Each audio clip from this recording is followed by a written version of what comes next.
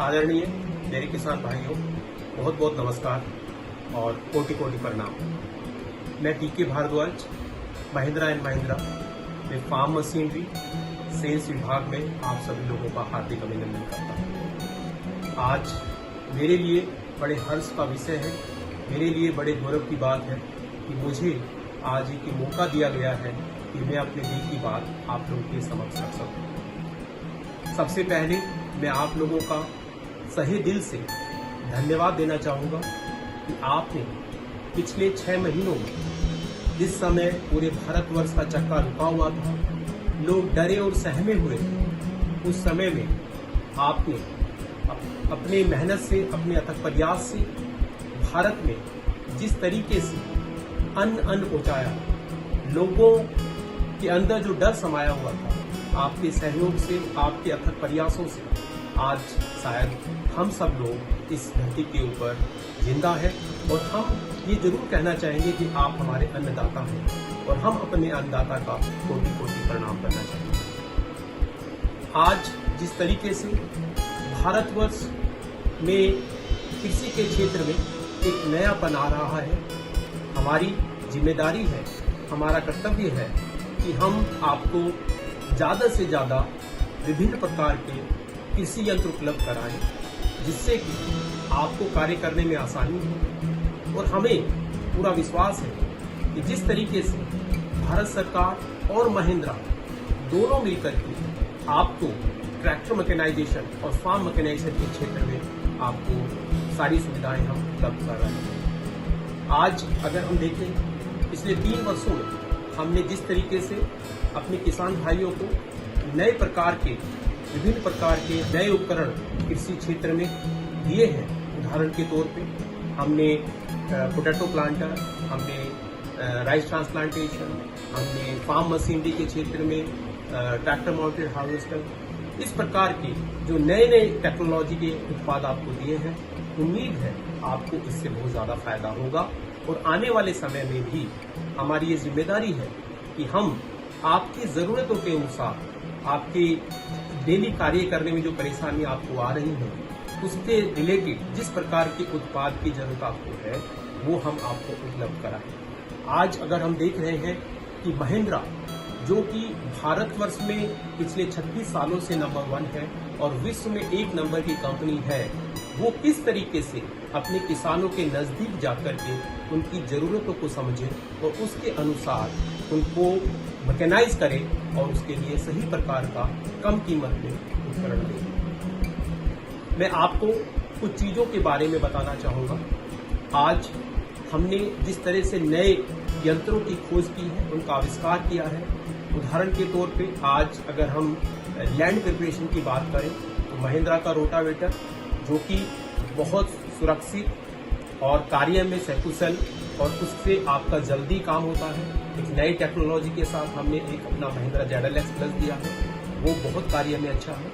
उसके अलावा विभिन्न प्रकार के नए उत्पाद, जैसे कि हम बात करें पैडी ट्रांसप्लांटर की, हम बात करें पोटैटो प्लांटर की, हम बात करें सुपर सीडर की, तो कुछ प्रकार के ऐसे नए उत्पाद आए हैं जो कि हम अभी दे चुके हैं और आने वाले समय में देने वाले हैं। आज एक और प्रकार का चैलेंज आपको आता है कि जब आप खेती का कार्य करते हैं तो लेजर लेवलर, जो कि खेत को समतल करता है, और आप सब जैसे जानते भी हैं कि एक अच्छी उत्पादकता के लिए जरूरी ये है कि पानी का लेवल उस खेत में सही प्रकार रहे। तो खेत का लेवल सही प्रकार हो, उसके लिए हमने एक महिंद्रा लेजर लेवलर लेके आए हैं। तो ये लेजर लेवलर 40 HP से ऊपर के सभी ट्रैक्टरों के लिए बहुत उपयोगी है। और मैं कहना चाहूँगा कि आप सभी किसान भाई उस प्रोडक्ट को अपनी इस्तेमाल में लाएं और उसका अगले 3 महीने वाले समय में आपको बहुत फायदा होगा। दूसरा, महिंद्रा के रोटावेटर, जो कि महिंद्रा खुद बनाती है, और महिंद्रा की जो प्रोडक्ट रोटावेटर है वो आपको आपके कार्य में आपको बहुत बड़ा सहयोग देंगे।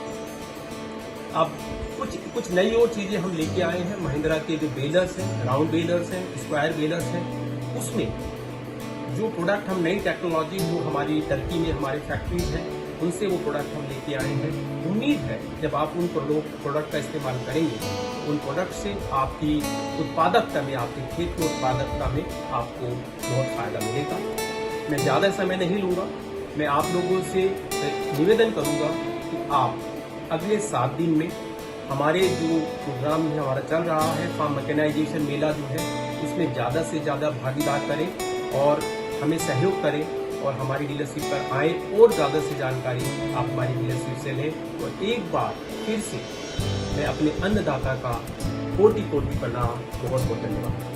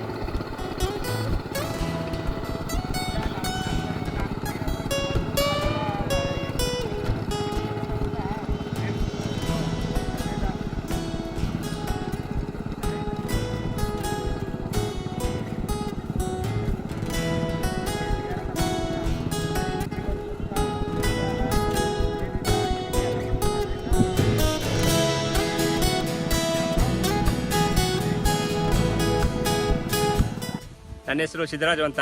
ನಮ್ಮ ಗ್ರಾಮ ಮನ್ನೆಹುಂಡಿ ಗ್ರಾಮದಲ್ಲಿ ನಾವು ಈಗ ಮಹೇಂದ್ರ ಕಂಪ್ನಿಯವರು ಬಂದು ನಮಗೆ ಈ ಥರ ಮಿಷಿನಲ್ಲಿ ಯಾಂತ್ರಿಕವಾಗಿ ನಾಟಿ ಮಾಡಿ 4 ಸಾಲದ್ದು ಮಿಷಿನ್ ಇದೆ, ವಾಕ್ ಬಿಹೈಂಡ್ ಅಂತ ಹೇಳಿದ್ರು.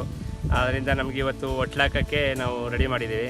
ನಮಗೇನಪ್ಪ ಈ ಕಂಪ್ನಿ ಇದರಿಂದ ಲಾಭ ಅಂದರೆ ನಮಗೆ ಆಳುಗಳು ಕಡಿಮೆ ಆಗುತ್ತೆ. ನಮ್ಮ ಇವತ್ತು 3 ಎಕರೆಗೆ ಒಟ್ಲಾಕಬೇಕು ಅಂದರೆ ತುಂಬ ಆಳುಗಳು ಬೇಕು, ಏರ್ ಬೇಕು. ಇವತ್ತು ನಾವು ಕಾಳಾದರೆ ನಾವು 3 ಎಕರೆ ಒಟ್ಲಾಕೊಳ್ತಾ ಇದ್ದೀವಿ. ಬೀಜ 30 kg ಆಗಂತಿದ್ದು ಇವತ್ತು 15 kg ಒಳಗಡೆ ಹಾಕೊಳ್ತಾ ಇದ್ದೀವಿ. ಅದರಿಂದ ನಮಗೆಲ್ಲ ಅನುಕೂಲ ಆಗ್ತಾಯಿದೆ. ನಾಟಿ ದಿವಸಗಳಿಗೆ ತುಂಬ 15 ಆಳು ಹೆಣ್ಣಾಳು ಬೇಕಾಗುತ್ತೆ. ಹೆಣ್ಣಾಳು ಬೇಕಾಗಿರೋದ್ರಿಂದ ಇವತ್ತು ನಾವು 2 ಗಂಡಾಳು ಆದರೆ ಸಾಕು, ನಾವು ಮಿಷಿನ್ ಜೊತೆಲಿ ನಾಟಿ ಮಾಡ್ಕೊಂಡು ಹೋಗ್ಬೋದಾಗಿದೆ. ಮತ್ತು ಸಸಿಗಳ ಸಂಖ್ಯೆ ಕೈಯಲ್ಲಿ ಮಾಡಿದ್ರೆ ಬರೀ 2 ಲಕ್ಷ ಆಗುತ್ತೆ. ಮಿಷಿನಲ್ಲಿ ಮಾಡೋದ್ರಿಂದ 3.5 ಲಕ್ಷದಿಂದ 4.5 ಲಕ್ಷ ಸಸಿಗಳು ಬರ್ತದೆ. ಅದರಿಂದ ಈಲ್ಡ್ ಜಾಸ್ತಿ, 20% ಈಲ್ಡ್ ಜಾಸ್ತಿ ಆಗೋ ಸಂಭವ ಕಾಣಿಸ್ತಾ ಇದೆ ನಮಗೆ. ಸಿದ್ದರಾಜು ಅಂತ ಸರ್, ಮನ್ನೆಹುಂಡಿ ಗ್ರಾಮ, ಮೈಸೂರು ಡಿಸ್ಟಿಕ್ಕು, ಟಿ ನರಸೀಪುರ ತಾಲೂಕು, ಕಸಬಾ ಹೋಬಳಿ ಅಂತ. ನಮ್ಮ ಮನ್ನೆಹುಂಡಿ ಗ್ರಾಮದಲ್ಲಿ ನಾವು ಮೊದಲು ಮಿಷಿನ್ ನಾಟಿ ಮಾಡಿಸಿದ್ವಿ. ಈಗ ಅದು ನಮಗೆಲ್ಲ ಸ್ವಲ್ಪ ತೊಂದರೆ ಆದ ಕಾರಣಗಳಿಂದ ಈಗ ನಮ್ಮ ಮಹೇಂದ್ರ ಕಂಪ್ನಿಯವರ ಪರವಾಗಿ ನಾವು ಈಗ ನಾಟಿ ಮಿಷಿನನ್ನು ಡೆಮೋ ಮಾಡಲಿಕ್ಕೆ ಬಂದಿದ್ದಾರೆ. ಅವ್ರ ಸಪೋರ್ಟಾಗಿ ನಾವು ನಿಲ್ತಾ ಇದ್ದೀವಿ. ನಮ್ಮ ನಾಟಿ ಮಿಷಿನ್ ಬಗ್ಗೆ ಹೇಳಬೇಕು ಅಂದರೆ ತುಂಬ ಚೆನ್ನಾಗಿ ಮಾಡ್ತಾಯಿದೆ. ಏನಪ್ಪ ಅನುಕೂಲ ಬೇರೆ ಮಿಷಿನ್ಗೂ ಇದಕ್ಕೂ ಅಂದರೆ, ಅದು ಮಧ್ಯೆ ಗ್ಯಾಪ್ ಕೊಡ್ತಾಯಿತ್ತು. ಇದರಲ್ಲಿ ಮಧ್ಯೆ ಯಾವುದೇ ರೀತಿಯಾದಂಥ ಗ್ಯಾಪ್ ಕೊಡ್ತಾ ಇಲ್ಲ. ಒಂದೇ ನರ್ಸರಿ ಚೆನ್ನಾಗಿ ಬೆಳೆದಿತ್ತು ಅಂದರೆ ನಾಟಿ ಸುಧಾ ಹತ್ತಿ ಚೆನ್ನಾಗಿ ಬರ್ತಾಯಿದೆ. ಮತ್ತು ಏನಪ್ಪ ಅಂದರೆ ಕೈ ನಾಟಿ ಮಾಡೋದಕ್ಕಿಂತ ಮಿಷಿನ್ ನಾಟಿ ಮಾಡಿದಾಗ ಸಸಿಗಳ ಸಂಖ್ಯೆ ಜಾಸ್ತಿ ಆಗ್ತಾ ಇದೆ. 4 ಲಕ್ಷ ಸಸಿಗಳ ಸಂಖ್ಯೆ ಜಾಸ್ತಿ ಆಗ್ತಾ ಇದೆ. ಇದರಲ್ಲಿ ತುಂಬ ಸಸಿಗಳ ಸಂಖ್ಯೆ 4.25 ಲಕ್ಷ ಒಂದು ಎಕರೆಗೆ ಬರ್ತಾ ಇದೆ. ಮತ್ತು ಕೆಲಸ ಎಲ್ಲ ಹೈಡ್ರಾಲಿಕ್ ಸಿಸ್ಟಮು ಮತ್ತು ಎಲ್ಲ ಚೆನ್ನಾಗಿರೋದ್ರಿಂದ ಮಿಷಿನು ತುಂಬ ಬೇಗ ಕೆಲಸ ಮಾಡಲಿಕ್ಕೆ ಅನುಕೂಲ ಆಗ್ತಾ ಇದೆ. ಮಾಡ್ತಿದ್ದ ಮಿಷಿನ್ಗೂ ಇದಕ್ಕೂ ನಿಮಗೆ ಹೆಂಗೆ ಅನಿಸ್ತಾ ಇದೆ? ಇದು ತುಂಬ ಚೆನ್ನಾಗಿದೆ ಸರ್. ಎಲ್ಲ ಹೈಡ್ರಾಲಿಕ್ ಇದೆ, ರಿವರ್ಸ್ ಇದೆ, ಮತ್ತು ಲೈಟ್ ವೆಯ್ಟ್ ಆಗಿದೆ.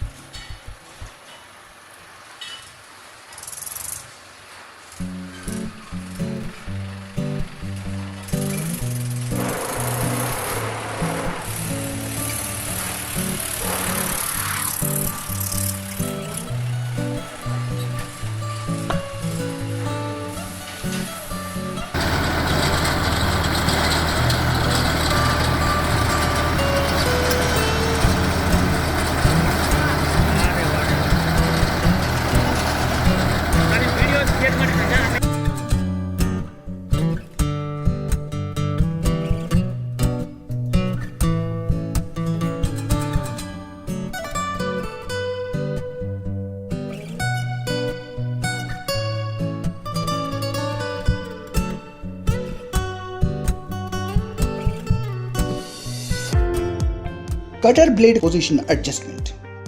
कटर ब्लेड का काम स्ट्रॉ की कटाई करना है। कटर बार में लगे ब्लेड्स की पोजीशन सेंटर में न हो तो कटर बार डैमेज हो सकता है। यदि ब्लेड्स सेंटर पोजीशन से आउट हो तो ब्लेड को सेंटर करना जरूरी है। टाई रॉड को डिस्कनेक्ट करें, ब्लेड को सेंटर करें, फिर टाई रॉड को जरूरत अनुसार एडजस्ट करके जोड़ दें।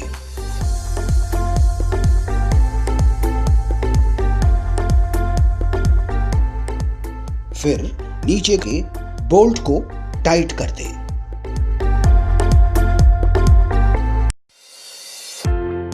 Greasing point. हर 24 घंटे बाद दिखाए गए ग्रीजिंग पॉइंट पे ग्रीस गन से ग्रीस करना जरूरी है।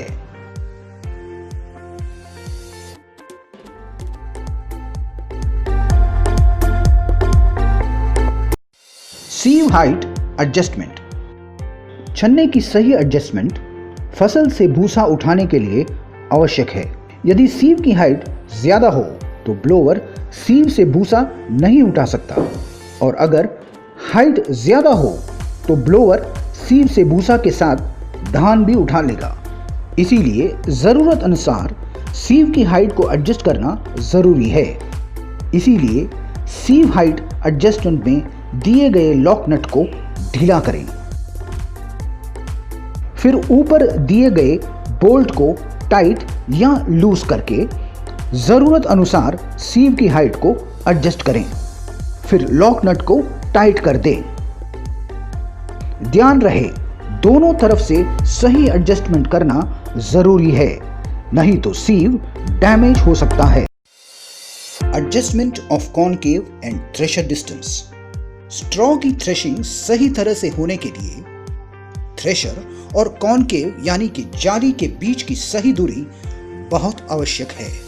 अगर थ्रेशर और जाली के बीच का अंतर ज्यादा हो तो स्ट्रॉ थ्रेशर ड्रम में घूमता रहेगा और ठीक से नहीं कटेगा, और अगर अंतर बहुत कम हो तो ज्यादा मात्रा में स्ट्रॉ एक जगह पे जमा हो जाएगा और थ्रेशर ड्रम चोक हो सकता है।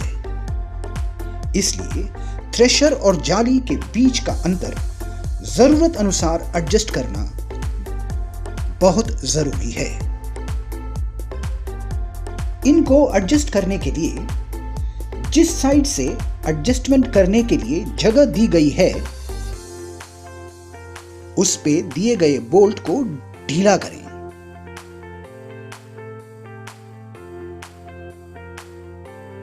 ऊपर दिए गए नट को ढीला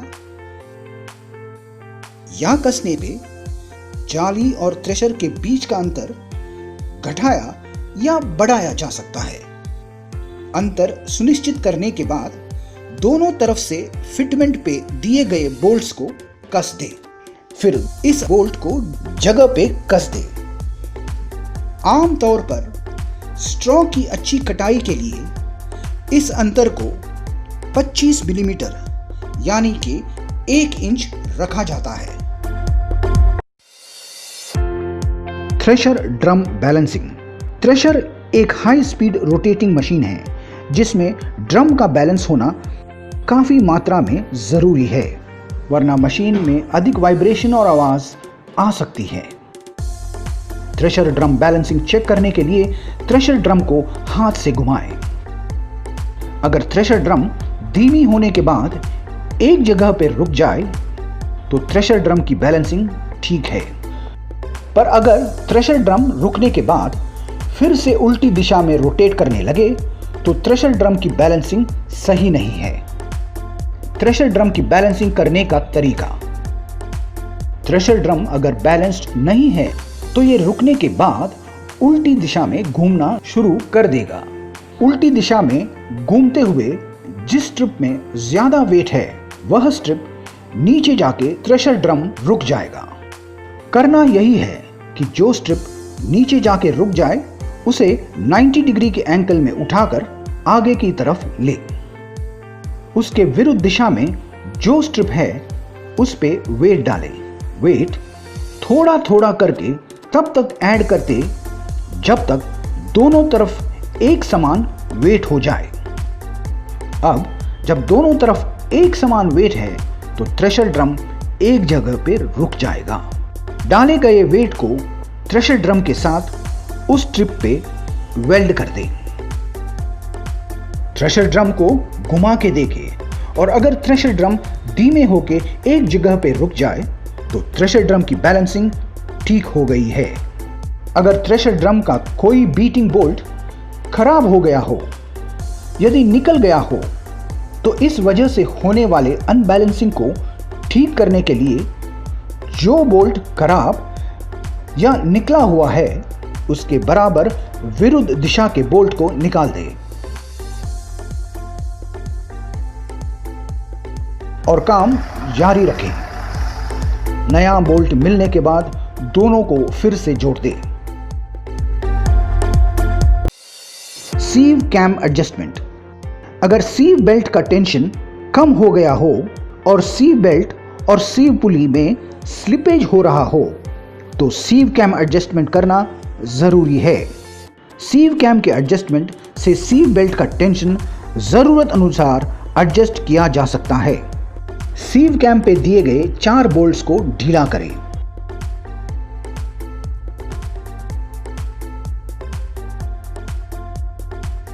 फिर दोनों तरफ से हल्का हल्का ठोक के सीव कैम को एडजस्ट करके सीव बेल्ट का टेंशन चेक करें।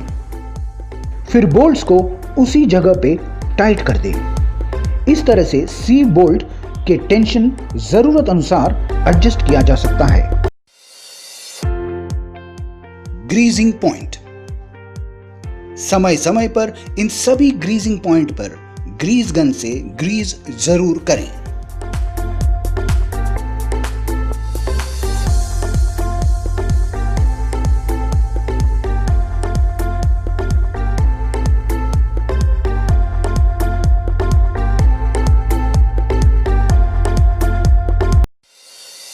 सीव मूवमेंट एडजस्टमेंट। फसल की अच्छी तरह से सफाई के लिए छन्नी की सही चाल आवश्यक है।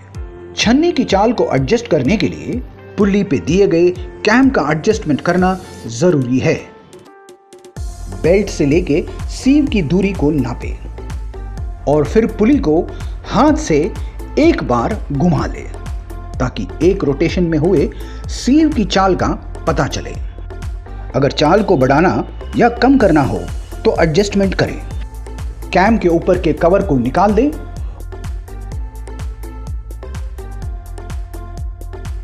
और कैम के बोल्ट को लूज कर दें। ध्यान रहे, जब कैम को एडजस्ट करना हो तो कैम पे जो स्लॉट है उसे ऊपर की तरफ रखें।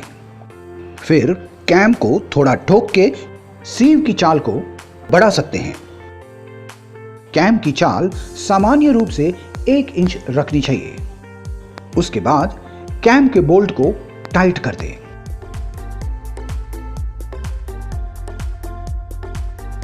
और कवर लगा दें।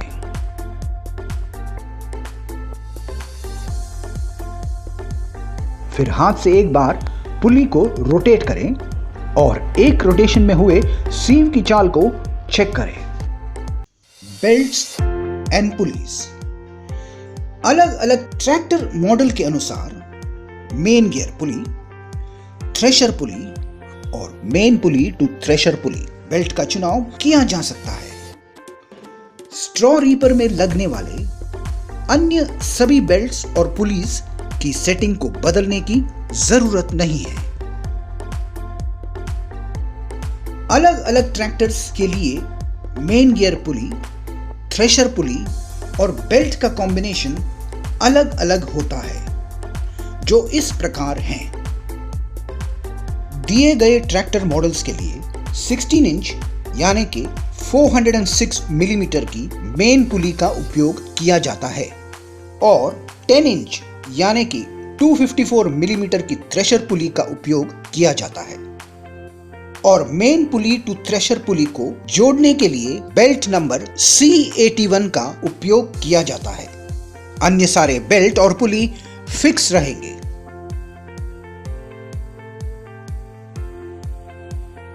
दिए गए ट्रैक्टर मॉडल्स के लिए 14 इंच यानी कि 356 मिलीमीटर की मेन पुली का उपयोग किया जाता है और 10 इंच यानी कि 254 मिलीमीटर की थ्रेशर पुली का उपयोग किया जाता है और मेन पुली टू थ्रेशर पुली को जोड़ने के लिए बेल्ट नंबर C80 का उपयोग किया जाता है।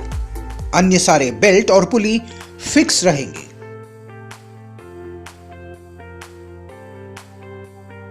दिए गए ट्रैक्टर मॉडल्स के लिए 16 इंच यानी कि 406 मिलीमीटर की मेन पुली का उपयोग किया जाता है और 9 इंच यानी कि 229 मिलीमीटर की थ्रेशर पुली का उपयोग किया जाता है और मेन पुली टू थ्रेशर पुली को जोड़ने के लिए बेल्ट नंबर C82 का उपयोग किया जाता है। अन्य सारे बेल्ट और पुली फिक्स रहेंगे।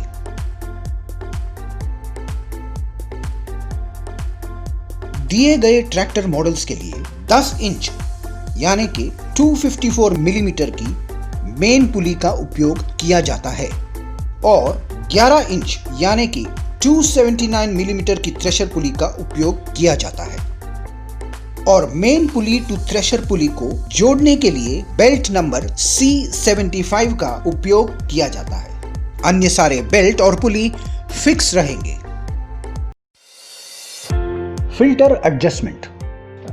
यदि दान के साथ भूसा आ रहा हो और यदि भूसा के साथ साथ दान भी बाहर निकल रहा हो तो हवा के प्रवाह और हवा की दिशा को एडजस्ट करना जरूरी है।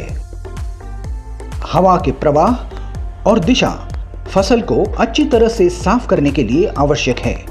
आप हवा के प्रवाह को एयर फ्लो एडजस्टर से कंट्रोल कर सकते हैं। एयर फ्लो एडजस्टर के ऊपर दिए गए बोल्ट को लूज करके जरूरत अनुसार हवा का प्रवाह एडजस्ट करें। हवा का प्रवाह सही होने के बाद बोल्ट को उसी जगह पे कस दें।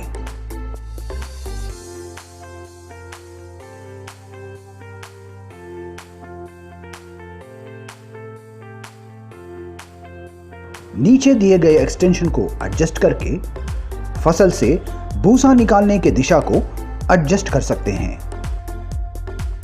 एक्सटेंशन पे लगे हुए बोल्ट को ढीला करके एक्सटेंशन को ऊपर या नीचे मूव करके उसका एडजस्टमेंट किया जा सकता है।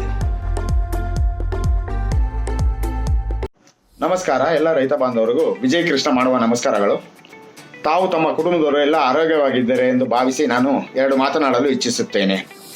ನಾನು ಮಹೇಂದ್ರದಲ್ಲಿ ಕೃಷಿ ಯಂತ್ರೋಪಕರಣಗಳ ರಾಜ್ಯದ ಮುಖ್ಯಸ್ಥನಾಗಿ ಸೇವೆ ಸಲ್ಲಿಸುತ್ತಿದ್ದೇನೆ. ಸೆಪ್ಟೆಂಬರ್ 11ನೇ ತಾರೀಕಿನಿಂದ ಸೆಪ್ಟೆಂಬರ್ 18ನೇ ತಾರೀಕವರೆಗೆ ತಂತ್ರಜ್ಞಾನ ಸಪ್ತಾಹವನ್ನು ನಾವು ಕಾರ್ಯಕ್ರಮವನ್ನು ಕೈಗೊಂಡಿದ್ದೇವೆ. ಈ ಯಂತ್ರೋಪಕರಣಗಳಲ್ಲಿ 6 ಪಂಗಡಿಯಾಗಿ ನಾವು ಡಿವೈಡ್ ಮಾಡಬಹುದು. ಇದರಲ್ಲಿ land preparation, sowing, crop care, harvesting, post harvesting ಹಾಗೂ ವಾಣಿಜ್ಯ ಅಂದರೆ ಕಮರ್ಷಿಯಲ್ ಪರ್ಪಸ್. ನಾನು ಇದರಲ್ಲಿ ಸೋಯಿಂಗಲ್ಲಿ ರೈಸ್ ಟ್ರಾನ್ಸ್ಪ್ಲಾಂಟರನ್ನು ಮಾತನಾಡಲು ಇಚ್ಛಿಸುತ್ತೇನೆ. ರೈಸ್ ಟ್ರಾನ್ಸ್ಪ್ಲಾಂಟರಲ್ಲಿ 2 ವಿಧಗಳಿವೆ. ಒಂದು ವಾಕ್ ಬಿಯಾಂಡ್ ಅಂದರೆ ಹಿಂದೆ ಚಲಿಸಿ ಟ್ರಾನ್ಸ್ಪ್ಲಾಂಟ್ ಮಾಡೋದು, ಮತ್ತು ರೈಡ್ ಆನ್ ಟ್ರಾನ್ಸ್ಪ್ಲಾಂಟರ್. ನಾನು ಈಗ ವಾಕ್ ಬಿಯಾಂಡ್ MP461 ಬಗ್ಗೆ ಮಾತನಾಡಲು ಇಚ್ಛಿಸುತ್ತೇನೆ. ಟ್ರೇ ಮತ್ತು ಮ್ಯಾಟ್ ಪ್ರಕಾರ ನರ್ಸರಿ ಬಳಸಬಹುದು. ಸಮಯ, ಶ್ರಮ, ಖರ್ಚು ವೆಚ್ಚಗಳು ಕಮ್ಮಿಯಾಗುತ್ತದೆ. ಎಕರೆಗೆ ಕೇವಲ 2.5 ಗಂಟೆಯಲ್ಲಿ ಸಸಿ ನೆಡಬಹುದು. ಗದ್ದೆ ಗಾತ್ರ ಹೊಂದಿದ ಪ್ರತಿ ಎಕರೆಗೆ 2.5 ಇಂದ 3 ಗಂಟೆ ಬೇಕಾಗಬಹುದು. 2-3 ವಾರಗಳ ಸಸಿಗಳನ್ನು ನಾಟಿ ಮಾಡಬಹುದು. ಉತ್ಕೃಷ್ಟ ಬೇಸಾಯ. ಪ್ರತಿ ಸಸಿಗಳ ನಡುವೆ, ಪ್ರತಿ ಸಾಲಿನ ನಡುವೆ ದೂರವನ್ನು ಸಮಾನಾಗಿ ಇಡಬಹುದು. ಸಸಿ ನೆಡುವ ಏಕರೂಪತೆ ಕಾಪಾಡುವುದರಿಂದ ಇವುಗಳ ಸಾಮಾನ್ಯ ಹಂಚಿಕೆ ಸಾಧ್ಯ. ಗಾಳಿ, ಪೋಷಕಾಂಶ ಹಾಗೂ ಸೂರ್ಯನ ಬೆಳಕು ಇವುಗಳನ್ನು ಹೊಂದಿಸಿ ನಡುವೆ ಆಳ, ಸಸಿಗಳ ನಡುವೆ ಅಂತರ, ಶ್ರಮ, ಖರ್ಚು ವೆಚ್ಚಗಳು ಮತ್ತು ಸಮಯ ಉಳಿತಾಯ ಮಾಡಿ ಇದರ ನಮ್ಮ ರೈಸ್ ಟ್ರಾನ್ಸ್ಪ್ಲಾಂಟರ್ ಉಪಯೋಗಿಸಿ ಹೆಚ್ಚು ಇಳುವರಿಯನ್ನು ಪಡೆಯಬಹುದು.